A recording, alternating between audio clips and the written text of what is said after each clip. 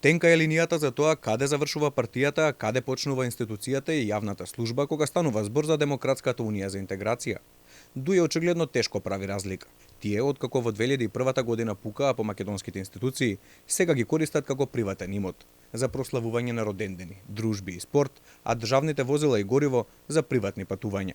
Последен пример беше вчерашната прослава на партиското раководство во собранието, каде со пури и виски во рака го прославија кронисувањето на 2 децении владење со технички премиер од нивните редови.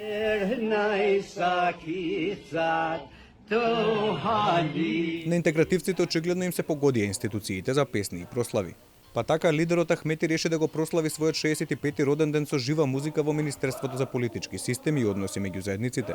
Јавноста можеше да го види како пее во просторија толку полна со чад од цигари, што навидум дури и видео снимката како да мирисеше на изгорен тутун.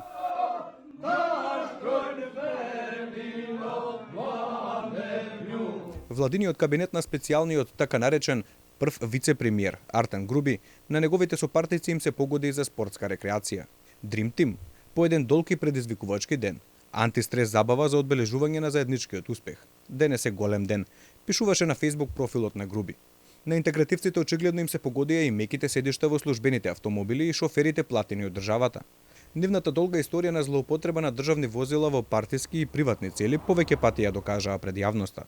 Државните возила кои се ги доделиле редовно се гледаат пред партиските штабови, на партиски митинзи, па и на журки, како онаа за годишнината од потпишувањето на рамковниот договор.